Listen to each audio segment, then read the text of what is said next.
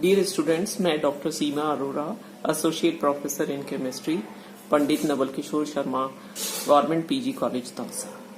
जैसा हम NMR spectroscopy में पहले पढ़ चुके हैं कि कपलिंग कांस्टेंट क्या होते हैं और केमिकल शिफ्ट क्या होते हैं और एनएमआर स्पेक्ट्रा क्या होता है। तो अभी तक हमने जो भी पढ़ा है उसमें यह है कि जितने तरह के प्रोटॉन्स होते हैं उसमें उतने ही तरह के सिग्नल्स आते हैं एनएमआर प्रोटॉन के अंदर। लेकिन ये सिग्नल ऐसे ही नहीं आते हैं, ये सिग्नल जो है इसके अंदर फर्दर स्प्लिटिंग हो जाती है और इस स्प्लिटिंग ऑफ सिग्नल को हम कहते हैं स्पिन स्पिन कपलिंग। जैसे मैंने एक एग्जांपल लिया है यहाँ पे पैराजाइलिन में आप देख सकते हैं कि दो CH3 ग्रुप हैं जो बेंजीन के पैरा पोजीशन पर अटैच्ड हैं। ये दोनों CH3 ग्रुप में जो 6 प्रोटॉन है, ये 6 के 6 प्रोटॉन इक्विवेलेंट हैं और यहाँ पर जो 2 प्रोटॉन्स हैं और यहाँ पर जो 2 प्रोटॉन हैं वो इक्विवेलेंट हैं। तो इसमें 2 NMR सिग्नल्स जो है वो आएंगे, लेकिन ये सिग्नल्स जो होते हैं वो पास वाले प्रोटॉन के ऊपर, जो पास वाले कार्बन पर प्रोटॉन होता है उससे कपल करते हैं और ये सिग्नल जो होता है वो स्प्लिट हो जाता है कई छोटी छोटी पीक्स के अंदर। ये डिपेंड करता है कि उसके पड़ोस वाले कार्बन एटम पर प्रोटॉन का क्या एनवायरनमेंट है। So signal splitting into several peaks is caused by the effect of the magnetic field of the proton on neighboring carbon atom is called spin-spin coupling. And this splitting reflects the environment of absorbing proton with respect to the nearby proton. For example, 1,1,2 ट्राइक्लोरोईथेन, यहाँ पर ये 2 Ha protons हैं, ये equivalent proton है। एक proton यहाँ पर है जिसको हमने Hb से डिनोट किया है। ये 2 प्रोटॉन एक से है और ये Hb एक प्रोटॉन है। तो NMR के अंदर यहाँ पर 2 सिग्नल आएंगे, एक Ha के कारण और एक Hb के कारण। लेकिन ये जो Ha प्रोटॉन है ये B के साथ कपल करता है और कपल करके एक सिग्नल जो होगा उसका वो स्प्लिट हो जाता है। ये इसके ऊपर डिपेंड करेगा कि जो इसके अंदर प्रोटॉन का मैग्नेटिक एनवायरनमेंट है वो अप्लाइड मैग्नेटिक फील्ड की डायरेक्शन में है या अपोजिट डायरेक्शन के अंदर है। तो ये स्लाइटली या तो मैग्नेटिक फील्ड से इंक्रीज हो जाएगा या ये फिर प्रोटॉन इसकी स्पिन ओरिएंटेशन जो है वो डिक्रीज हो जाएगी। अगर इंक्रीज होती है तो इसका मतलब ये है कि इसके अंदर जो इंक्रीज तभी होती है जबकि इसकी इफेक्टिव मैग्नेटिक फील्ड जो होती है, इसकी स्पिन जो है प्रोटॉन की वो alignment with the applied magnetic field है and it will decrease when it is aligned against the applied magnetic field, यानी वो उसके अपोजिट डायरेक्शन में है। तो ऐसा होता है कि जितने भी अलाइनमेंट और जितने भी अपोजिशन में होते हैं वो आधे मॉलिक्यूल में आधे एब्जॉर्प्शन जो होते हैं वो डाउनफील्ड शिफ्ट पर होते हैं, नीचे होते हैं, और आधे सिग्नल जो होते हैं वो ऊपर की तरफ होते हैं। जैसे मान लीजिए आपके पास एक सिंगल प्रोटॉन था जिसको हमने Hb के द्वारा डिनोट किया था 1,1,2 ट्राइक्लोरोईथेन के अंदर। इस Hb प्रोटॉन के अंदर अगर कोई भी पास में प्रोटॉन नहीं है तो ये एक सिग्नल देता, लेकिन आपने देखा था उसमें 2 Ha प्रोटॉन थे, तो इन 2 Ha प्रोटॉन के साथ ये कपल करेगा। लेकिन कपल करेगा तो उसमें से अब हम दूसरी साइड से अगर हम ये बोलें तो 2 Ha प्रोटॉन्स थे वो कपल करेंगे Hb प्रोटॉन से। अगर Ha प्रोटॉन के पास Hb नहीं होता तो वो एक सिग्नल के रूप में आता, लेकिन अगर इसमें हमने H0 अप्लाइड मैग्नेटिक फील्ड रखी है तो जो पड़ोस वाले कार्बन पे प्रोटॉन है उसकी स्पिन के साथ Ha की स्पिन अलाइनमेंट में हो सकती है, तब तो ये लो एनर्जी लेवल की होती है, और अपोजिशन में होती है तो ये हायर एनर्जी लेवल की होती है। तो ये 2 भागों में स्प्लिट हो जाएगा और इस 2 भागों के अंदर जो स्प्लिट हो जाएगा यानी सिग्नल जो होगा वो एक पूरा ऐसा सिग्नल नहीं आकर के अब ये 2 भागों में इस तरीके से स्प्लिट होगा।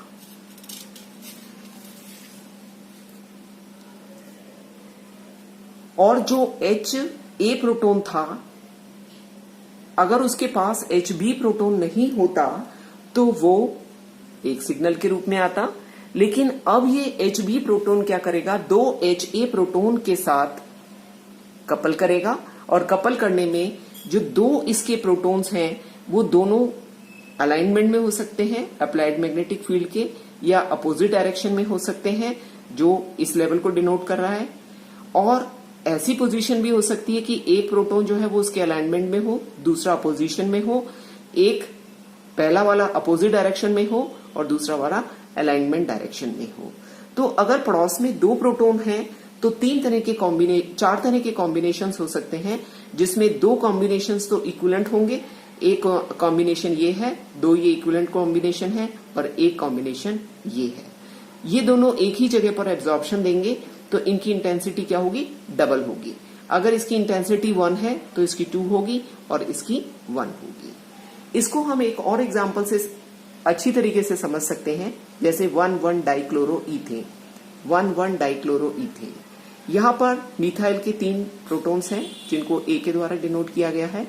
ये जो 2 क्लोरीन के साथ जुड़े हुए हैं ये Hb प्रोटॉन है, इसको Hb के द्वारा डिनोट किया गया है। अगर हम Hb प्रोटॉन की बात करें तो Hb प्रोटॉन क्या करेगा, इन 3 प्रोटॉन के साथ कपलिंग करेगा। कपलिंग करने से क्या होगा, देखिए पहली पॉसिबिलिटी तो यह है कि जो Hb की इलेक्ट्रॉन अप्लाइड मैग्नेटिक फील्ड के अलाइनमेंट की दिशा के अंदर है, तो ये तीनों प्रोटॉन की स्पिन भी इसके अलाइनमेंट की दिशा में हो सकती है। ये सबसे ज्यादा स्टेबल होगी, इसलिए सबसे लोअर एनर्जी लेवल पर होगी। दूसरी बात करें तो ये तीनों इसके अपोजिशन में है। ये आपकी अप्लाइड H0 मैग्नेटिक फील्ड है, तो ये तीनों इस दिशा में है, ये हाईएस्ट एनर्जी लेवल की होंगी। अब दूसरी पॉसिबिलिटीज जो है वो इस तरह की है, 2 अलाइनमेंट में हो और तीसरी वाली अपोजिशन में हो, या पहली वाली अलाइनमेंट में हो, दूसरी वाली अपोजिशन में हो और तीसरी वाली अलाइनमेंट में हो। तो 2 अलाइनमेंट में रहेंगी, यहां भी 2 अलाइनमेंट में रहेंगी, या फिर पहली वाली अपोजिशन में हो, सेकंड वाली अलाइनमेंट में हो, थर्ड वाली अलाइनमेंट में हो। तो 2 अलाइनमेंट में है एज कंपेयर टू 3, तो ये 3 जो है वो इक्विवेलेंट हैं, तो ये एक ही जगह पर सिग्नल देंगे। यहां पर हम देखें तो 2 अपोजिशन पे है स्पिन, किसकी, H0 की, एक अलाइनमेंट में है, तो ये इससे ऊपर एनर्जी लेवल पर आएगी। यहां पर देखिए एक पहली वाली जो है वो अपोजिशन में है, दूसरी वाली अलाइनमेंट में है, तीसरी वाली अपोजिशन में है। तो ये 2 अपोजिशन में है, एक अलाइनमेंट में है, तो इससे इसकी एनर्जी जो होगी वो अपर होगी। यहां पर पहली वाली जो है वो अलाइनमेंट में है और बाकी 2 है वो अपोजिशन में है, तो ये तीनों इक्विवेलेंट होंगी, ये तीनों इक्विवेलेंट होंगी, ये एक होगी और ये एक होगी। तो हम ये कह सकते हैं कि Hb जो है वो Ha के साथ कपल करता है, तो ये 1 2 3 4 सिग्नल देगा, ठीक है।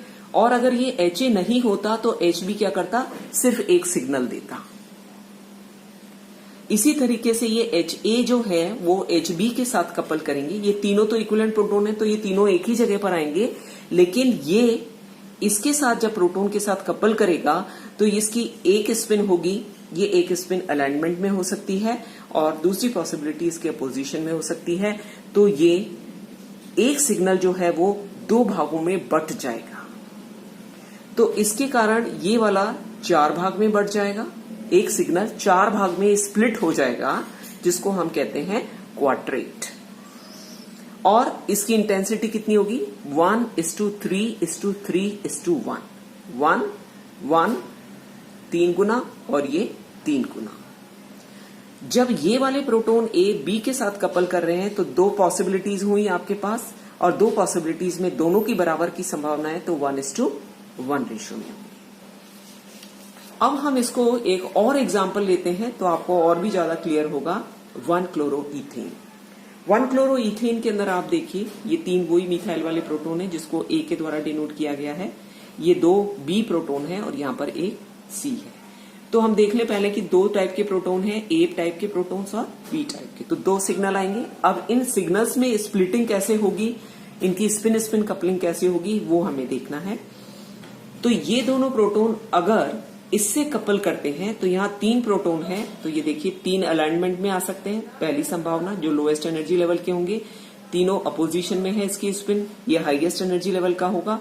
अब दूसरी बात ये कि 2 अलाइनमेंट में है, तीसरा पोजीशन में है, पहला अलाइनमेंट में है, दूसरा पोजीशन में है, तीसरा अलाइनमेंट में है, और पहला पोजीशन में है और बाकी 2 अलाइनमेंट में है। तो जब 2 अलाइनमेंट में है तो वो एनर्जी लेवल इस एनर्जी लेवल से अधिक होगा। लेकिन उसके ऊपर वाले को हम देखें तो ये दो अपोजिशन में है, एक अलाइनमेंट में है, दो अपोजिशन में है, ये अलाइनमेंट में है, ये अलाइनमेंट में है और दो अपोजिशन में है, तो इसकी एनर्जी लेवल जो होगी वो इससे थोड़ी सी ज्यादा होगी। अगर हम इसके अंदर देखें तो ये 3 प्रोटॉन के कारण इसके अंदर 1 2 3 4 एक सिग्नल 4 बार स्प्लिटिंग करता है, 4 भागों में स्प्लिट अप हो जाता है। और इसकी इंटेंसिटी कितनी थी, जैसे पहले हमने देखा था 1:1:3:3:1। अब अगर हम ये देखें तो यहां पर जो HA प्रोटॉन था वो B से कपल करेगा, तो इस B से कपल करने पर दो तरह की पॉसिबिलिटीज होंगी, 2 स्पिन के साथ, 2 स्पिन में अलाइनमेंट में जो H0 की डायरेक्शन में है, 2 स्पिन जो अपोजिशन में है जो सबसे हाईएस्ट एनर्जी लेवल का होगा, एक अलाइनमेंट में एक अपोजिट, पहला वाला अपोजिट और दूसरा वाला अलाइनमेंट में। तो 4 पॉसिबल कॉम्बिनेशन में 2 इक्विवेलेंट है, एक ये है और एक ये है।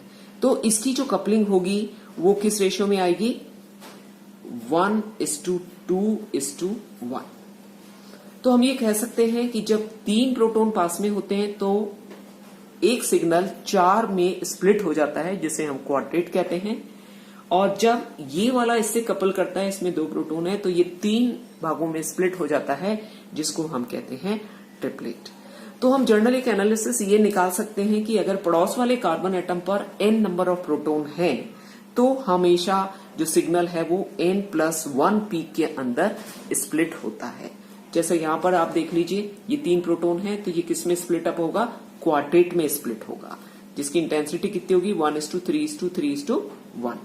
ये किसमें, ये वाला इससे कपल करेगा तो ये 2 है, तो ये ट्रिपलेट के अंदर आएगा 1:2:1 के अंदर। लेकिन अगर हम एक और एग्जांपल देखें ईथेन का, तो ये ईथेन जो है वो इसके अंदर ये 3 इक्विवेलेंट प्रोटॉन है, ये 3 इक्विवेलेंट प्रोटॉन है और ये तीनों आपस में भी इक्विवेलेंट हैं, तो इसके अंदर कोई भी स्प्लिटिंग नहीं ऑब्जर्व की जाएगी। इसी तरीके से दूसरा एग्जांपल हम ले रहे हैं 1,2-डाइक्लोरोईथेन। These 2 CH2 protons are exactly equivalent to these 2 CH2 protons. So यहां भी कोई स्प्लिटिंग नहीं होगी। और एक दूसरा एग्जांपल और हम ले रहे हैं ईथर का, जिसमें यहां पर लिखा हुआ टर्शरी ब्यूटॉक्साइड। तो इनके अंदर 3 मिथाइल ग्रुप जो है जिसके 12 प्रोटॉन हैं, 12 प्रोटॉन के अंदर स्प्लिटिंग नहीं होगी क्योंकि ये इक्विवेलेंट है। ये CH3 प्रोटॉन यहाँ पे ऑक्सीजन है, इससे कपल नहीं करेगा, तो इसके अंदर भी स्प्लिटिंग नहीं होगी। नाउ नेक्स्ट टॉपिक है relative intensity of a peak in a multiplet. अब जैसा हमने देखा था कि N जो था वो पड़ोस वाले कार्बन एटम पर प्रोटॉन था, तो अगर आपके पास N=1 है, ठीक है, तो ये 2 के अंदर स्प्लिट होगी और वो 2 किस भाग में आएगा, जिसको हम कहते हैं डबलेट, उसकी इंटेंसिटी होगी 1:1। अगर पड़ोस में 2 प्रोटॉन है तो वो ट्रिपलेट में स्प्लिट अप होगा, उसकी इंटेंसिटी होगी 1:2:1। और अगर पड़ोस में 3 हाइड्रोजन एटम है कार्बन पर, तो वो क्वार्टेट के अंदर स्प्लिट अप होगा 1:3:3:1। तो हम एक जनरल फॉर्मूला ड्रॉ कर सकते हैं A+B की पावर n। इसको अगर हम एक्सपेंड करें to the desired number of the n एक क्या है, पड़ोस वाले कार्बन एटम पर इक्विवेलेंट प्रोटॉन की संख्या जिससे वो कपल करता है। अगर ये 0 है तो n+1, तो 0+1 = 1, ये सिंगलेट के रूप में आएगा। ये 1 है तो n+1 = 2, ये 2 आएगा, ये 1:2 रेशियो के अंदर होगा। अगर 2 है तो ये 3 पार्ट के अंदर स्प्लिट अप होगा, जिसकी इंटेंसिटी होगी 1:2:2:1। 3 होगा तो क्वार्टेट आएगा, जिसके अंदर 4 स्प्लिटिंग होगी और ये होगी 1:3:3:1। और अगर 4 है तो 5 में आएगा, 1:4:6:4:1। 5 है तो 6 में आएगा, 1:5:10:10। तो इस तरीके से आप एक पास्कल ट्रायंगल के द्वारा इनकी रिलेटिव स्टेबिलिटी को कैलकुलेट कर सकते हैं। Thank you.